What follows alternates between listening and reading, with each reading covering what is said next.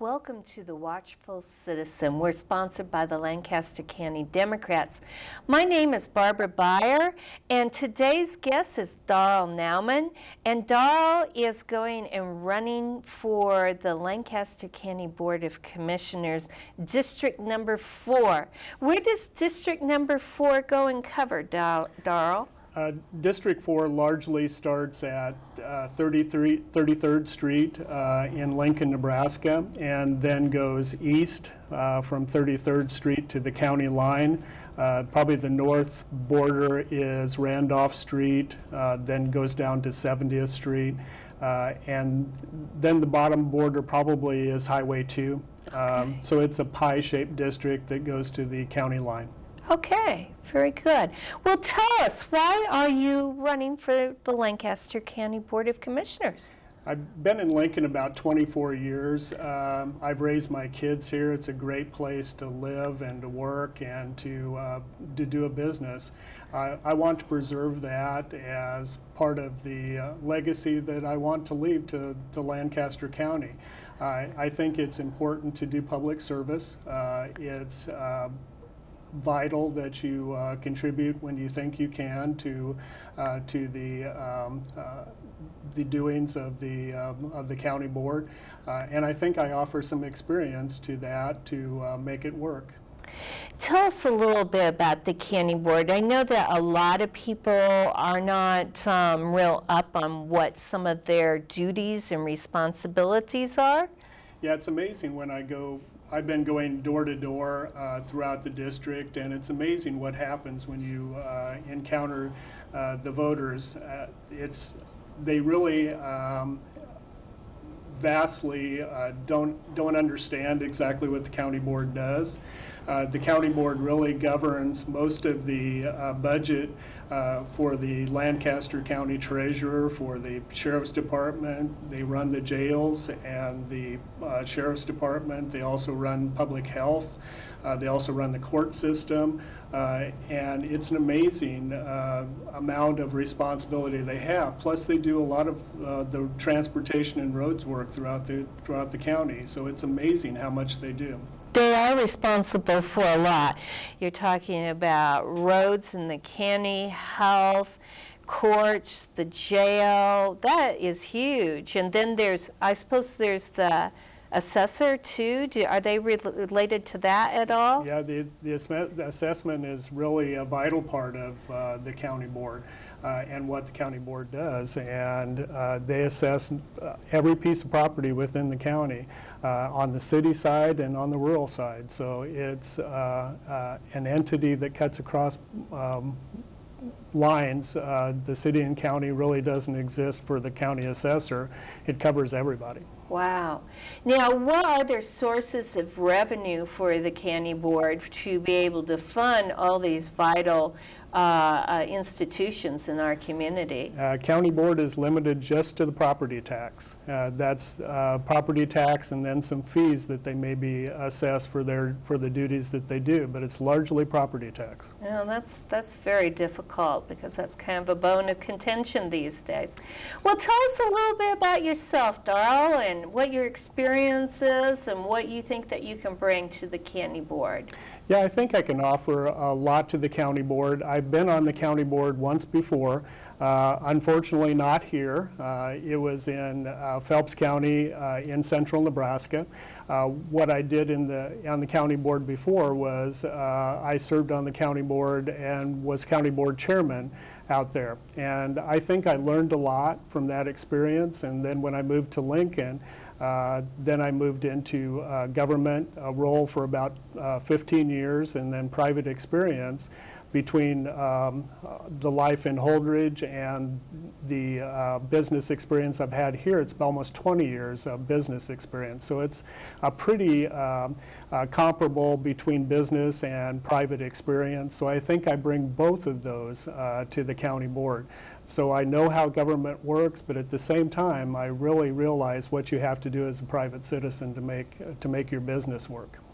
Now, tell us a little bit. You were the economic development liaison coordinator for the city for a while. Is that right? That's correct. I was, when I first left Holdridge, Nebraska and came to Lincoln, it was as an economic development director for the state of Nebraska. Okay. So I was at the state of Nebraska for about 9 years, Okay. working for the state as business development director. So I had the economic development experience not only in Lincoln but in Omaha and statewide. And then I moved to the city in 2001 to work for the mayor's office. The city of Lincoln was looking to become more business friendly, to try to reform what was going on in economic development in the permit process and all of the things that people had complained about for years. And I came in and tried to change some of those things so that businesses could work better and so that you could get more jobs in Lincoln. Now, that's always a wonderful thing to do. Something we haven't really seen the county board do a lot in the area of economic development. Do you think that's a role that they should play? Absolutely. When I was at the city, I also worked for the Lancaster County Board. I also worked for the Lincoln Electric System. So I had really 3 bosses for doing economic development. That's why I was a coordinator, is what they called me, Okay. between the Lincoln, City of Lincoln, the Lancaster County Board, and the Lincoln Electric System. Mm-hmm. So I did work in the county. One of the things I did that people look when they come into Lincoln from the east side, the industrial park out at Waverly was one of the things we did Okay. as part of the county part of economic development. And then we did a lot of work inside the city as well. Okay, well, very good. Well, when I read the newspaper and listen to the news, I see that the county board has had yet another year of challenging budgets.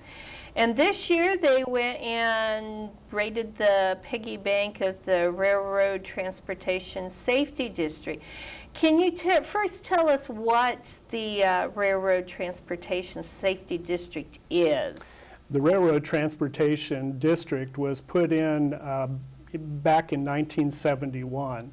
Okay. That's when it started, and what it was intended to do was alleviate the public safety or the public safety crossings across railroad tracks throughout the city of Lincoln and across the district. And over the period of time since 1971, what they've done is worked on about 100 crossings, and they've actually closed about 150 crossings throughout the county that were not used or were simply in need of repair.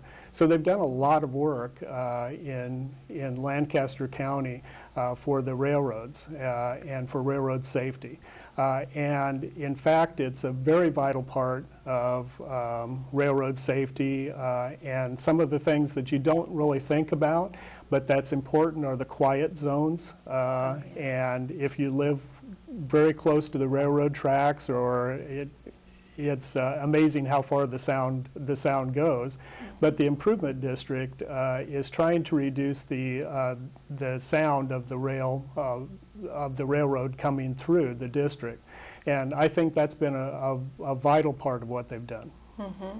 So the county board went and decided to tap into some of that district's funds.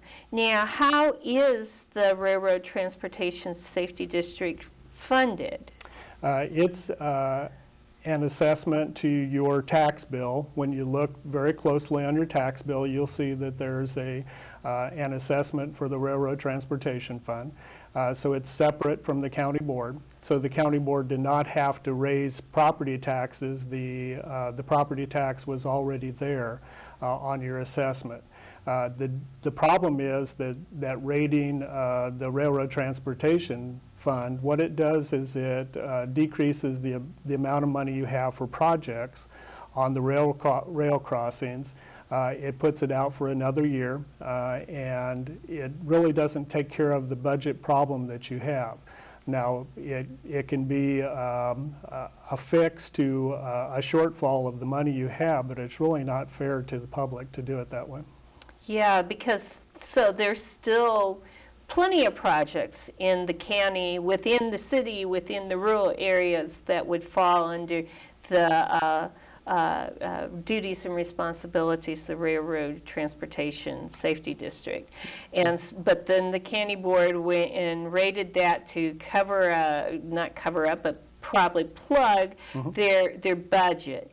Now, the budget increased by 3.38%, is that right? Something like that? And where's the majority of that increase coming from? It really goes to the new jail and the funding the new jail and hiring the employees to operate the new jail. So it's largely the jail building fund, and it's the jail operation fund. Now, I understand from the newspaper that they're going to be hiring 37 new employees at $1.6 million for the new jail. Now, this is a compounding cost, so really rating the transportation district there isn't really going to fix that issue. Do you have any thoughts on any of that? It can fix it, and it does fix it for this year. But what it doesn't do is fix it next year and the year after. It's a budget concern that I think everybody should have. That if you don't deal with the budget, if you don't deal with cutting the budget and right-sizing the budget for the future, you're getting the county in trouble. So you think that maybe some of the kinds of things that we've seen the city do who's now functioning off a balanced budget and has put aside the one-time gimmicks to go and get the budget through every year. Do you think that's something that the county board needs to take on as a challenge? Absolutely, and what the county board needs to do is implement what the city did several years ago under Chris Beitler, bringing in the public for recommendations for what they like, what they would like to see. It's really a difficult process to actually budget for the county and make sure that you're doing exactly what the people want for expending their funds. And remember, it's their funds. It's not the county boards and it's not the county officials. It's the public's funds that you're expending. And it would be really nice if the county had a document, just like the city does, for their survey that says exactly what the majority of the people want in each fund. Well, I do think that Taking Charge program that Mayor Beitler has instituted has proved to be brilliant and has really helped the city quite a bit and helped the public understand the budget process. And also, I was impressed with the willingness to go and make modifications according to what that survey said, what people wanted, and I think it's really helped a lot. It would be nice to see that on the county board. Now, when we look at the county board, it has a number of duties, and you talked about that, but do you know anything about the state mandated services that they're supposed to be providing? Yeah, the state mandated services are dictated by the government, by the state government. You really look at the history of the counties in the governmental system, and they're really a creature of the state. They have to do exactly what the state tells them to do. They can do no more, no less than what the state gives them authority to do and direction to do. So a lot of the functions that they do as far as roads, assessments, public health, those are all dictated by the state. Wow. You're watching The Watchful Citizen, and my name is Barb Baier, and our guest today is Darl Naumann. He is running for Lancaster County Board of Commissioners, District Number 4, which is essentially southeast Lincoln, and then the rural parts of southeast county, right? Okay, right. Great. Well, we've been talking a lot about budget manners, and as we're talking about state mandated services, at the same time, Governor Heinemann has been talking about removing the inheritance tax, which he's been calling a death tax. But I understand that just this year, the county board got like close to $8 million through that. What would have happened to this budget if there hadn't been the inheritance tax? They would have had to start all over again and really look at what in fact you would have to do to maintain a skeleton system of the county board services or the county services that you offer to the county residents. That's a huge amount to take off the budget. It's a tax that it sounds like it should be limited, but at the same time, when you go door to door, they always talk about the property tax, and the property tax needs to be limited, but no one ever talks about the inheritance tax. When you go door to door, you don't hear that, and largely because that's the inheritance tax that goes to if you're a nephew or if you're an aunt or an uncle or someone in the family, that's usually where the inheritance tax goes, into that lower reaches of the family. It's not immediate family. So it's not immediate family. So it's really interesting the way the inheritance tax works, but at the same time, it's a vital part of the services to the county or the funding sources for the county. If the governor would like to take off the inheritance tax structurally for the county, he needs to respond by either reducing or taking off the limitation we have on the levy. So the county board does work with the levy lid then? Mm-hmm, absolutely. And so if you're going to remove that much of the property of the inheritance tax from the county budget, you need to respond by giving the county board some leverage on how you raise the dollars. So when we talk about that levy lid, do you know if they're very close to the levy lid or not? Lancaster County is better than a lot of counties, so there is some room on the levy lid. Other counties across the state do not have that option, so it's very difficult for them. The county board can raise the levy a little bit, but it's you don't want to do that if you're a smart county board member, unless the public tells you to. I understand that, and also to take away the inheritance tax then means that you're really just transferring that responsibility yet again to property owners, which is a real stress on people who live paycheck to paycheck or maybe pension benefit to pension benefit or Social Security check to Social Security check to be able to pay their taxes. So that's a huge challenge. Yeah, you're actually talking about an inheritance tax that goes to very few people, and a direct result is a property tax increase to the general public. So you're having, instead of just a few people getting tax relief, what you're seeing is everybody else picking up the price of that tax relief through a direct increase in the property tax. And that's just not very good at all. I've heard a lot about the county reserve. Most of the governmental subdivisions have reserves, cash reserves for a rainy day if something happens. And the county budget director has said that the county has an $8 million cash reserve, but that this is only half of what they need to have. What are your thoughts on that? I think the budget director is correct. You need a reserve, and you need a healthy reserve. When I went on the county board, actually I was elected when I was 24 years old. Oh, really? And I went on a county board with a lot of gentlemen in their 60s and 70s. And this is when you were in Phelps In County. Phelps County. Okay. And they taught me a lot. They took me under their wing and taught me a lot about budgets. They taught me a lot about the levy limits. They gave me some insight into the levy limit and what you do as a county commissioner.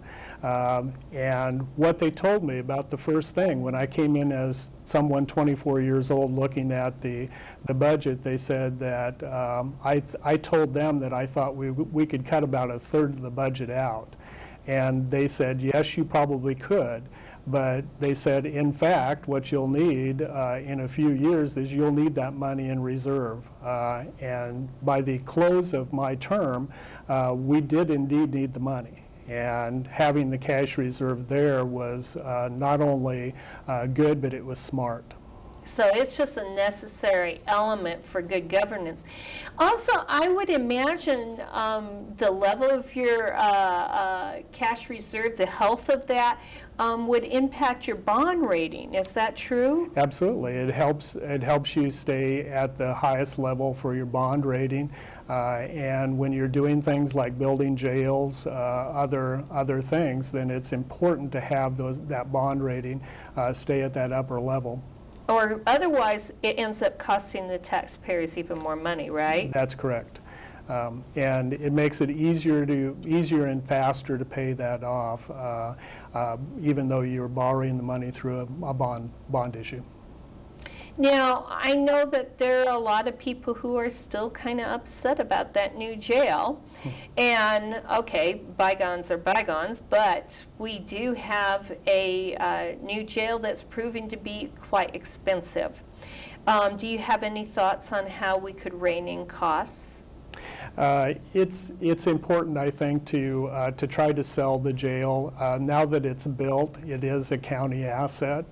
The county needs to treat it like any other asset that they have. They really have to sell the county jail now. That's a different proposition than what they were doing before. They were actually sending people to other districts or other counties to have them housed there.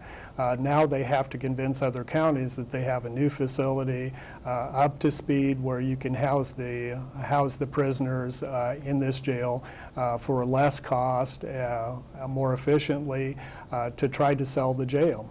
So you're saying that they need to take prisoners in from other counties and then be able to have that as a revenue stream to go and bring down these costs? Yeah, absolutely. That's about the only way that they can reduce the costs.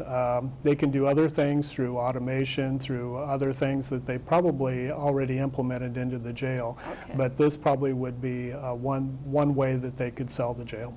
Well, tell us a little bit about your campaign. What's it like going door to door?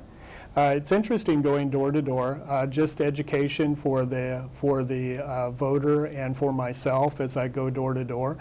We've covered about half the district now, and going door to door, we have encountered a lot of people and a lot of ideas, a lot of good ideas. One of the interesting things as I've been campaigning across the district is we have, it has sparked me to think about new ideas taking to the county board. And just visiting with a few people across the district, what they've suggested, these are people that are in the automation and computer area, and what they have suggested is to look at programs like OnGov Enterprise, things like that, so it's an integrated function for budgeting across the county. So that what you do in the county board, what you do in the county's offices can be automated with fewer people, and that's a budget thing that's probably the most expensive and something we need to look at. They've also talked about consolidating the government. And do we need to look at the police department, the fire department, public health? Do we need to look at those things to save money?